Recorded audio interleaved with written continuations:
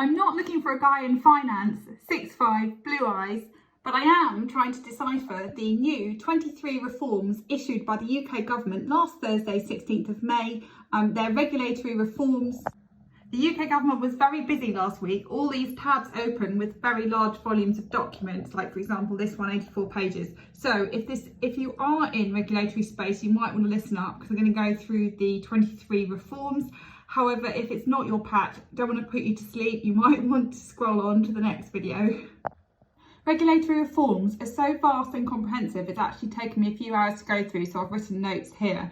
So if anyone does have a query, do ask me, drop me a DM, and I'm happy to help if I can. So this is what the government released, smarter regulation, and I'll go through briefly the 23 new reforms regarding regulation in the UK. So this is what the actual document looked like, 84 pages long. And I'll show you a few of the graphs, then go through the key points. So this is the top 20 countries by regulatory quality. And the idea of this new regulation is to ensure that the UK regulatory framework is first in class and top of service. To give you context, the new white paper is a result of previous consultations and reports by the government, including the House of Lords Industry and Regulators Committee report and other consultations, smarter regulation, strengthening the economic regulation of different industries and the regulatory landscape. And one of the graphs in the report from last week shows that too many businesses consider regulation to be a barrier to their success. And as you can see here, you've got 45% of businesses think that. Also, I thought of interest was this diagram that shows regulators, public bodies and wider organisations, because there's currently numerous of them. There's 308 public bodies, and some of the reforms that I will touch on in a moment are trying to identify which have statutory powers and the extent that which regulates you for what. So 45% of businesses say regulation is an obstacle for growth. 33% of innovative businesses say regulation limits innovative implementation, and cost-benefit analysis is insufficient focus to date, so there's limited knowledge as to how much extra it actually costs. And then, as I've touched on, the Smarter Regulation Programme, its aim is to ensure UK regulatory world-class with well-considered regulations to minimise reporting burden. By the way, this is my own notes. So it's just, so if you want to screen print, just obviously go for it, or please, like I say, do get in touch. Now, it could be here forever, so I'm just going to go through them briefly. Definition, so 23 reforms. We have definitions and principles. We're going to have a new definition for what is a regulator of business.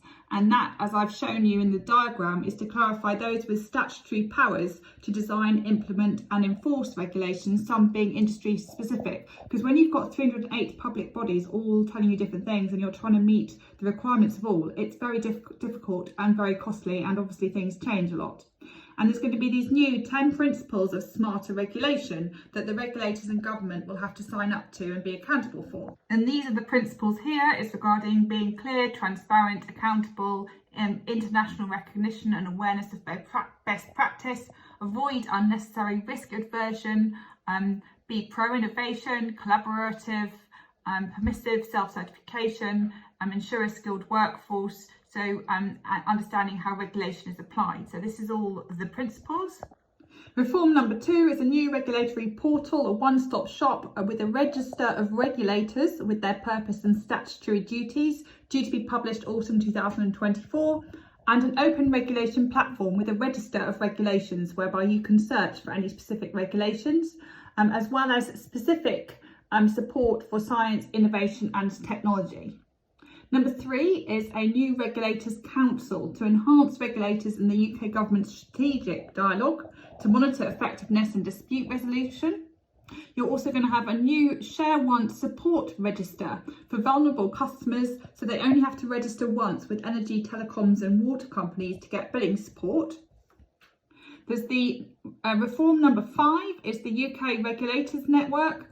It's going to review feedback from the consultation of affordability support.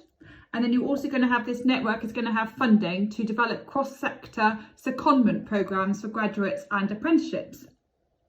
There's going to be a new regulated profession with career development, core skills and capabilities to work at regulators. I'm quite intrigued what that's going to involve. There's also going to be a new utilities infrastructure assessment. So this is regulators like across the board, across industries. It's not specific to financial services, it's going to be for everything. So it's going to assess energy, water, telecoms networks to support decisions. You're going to have a new policy and strategic guidance review published in 2024. There's going to be new guidance. As I've just mentioned, it's not just for financial services. New guidance for the Civil Aviation Authority, DVLA, the Driver and Vehicle Standards Agency the Office of Rail and Road, that needs a comma, there you go. The Office of the Traffic Commissioner, Maritime Coast Guard Agency, Financial Reporting Council, Regulator of Community Interest Companies. Reform number 10 is that there's going to be a Regulators Council meeting biannual run by the government to identify what works and what doesn't. That's going to start in the summer of 2024. And to give you a bit of a varied video, this is actually what I'm just going through them all in detail. I've gone through them and read them, so I'm just summarising for you. It's so long, this document. Needed a breather. Reform 11, new growth duty performance framework. Now this seems to be a new framework with metrics whereby they expect regulators to report alongside qualitative evidence on how they're delivering economic growth. So they can't just ask for new regulations to be implemented and new metrics. They have to provide rationale as to why and how it's going to encourage economic growth. Reform 12 is they actually have to publish that in an annual report. Performance versus growth of duty. Then we have this regulation 13, regulator competition. Now that's a voluntary regime for assessing the impact of regulations on competition. And number 14 is cost benefit analysis, which is also a voluntary regime. This is for the independent scrutiny of cost benefit analysis alongside the Regulatory Policy Committee. Number 15 is the regulatory statutory duty monitoring, and this is going to be a new framework for monitoring and evaluating regulatory statutory duty. Then number 16 is we've got some of the regulators here, Ofgem, Ofwat, evidence gathering, and to ensure we get the right economic outcomes, which is from the consultations, that's what they're going to be doing, is getting the evidence to see, are we supporting what we're hoping to support? And those outcomes are growth, competition, protecting consumers, net zero, environmental sustainability, plus financeability. It's a new word, I hadn't heard of that before. So going back to the document, this is what it looks like. So it's going through all of the different paragraphs. So back to, oh, here we go, nice picture. Sorry, the sun's come out, Lloyd's building. So coming back here to number 17, reform 17, there's going to be an appeal process simplified, regulators to publish internal and statutory appeal procedures in one place, typo, in plain language with greater transparency.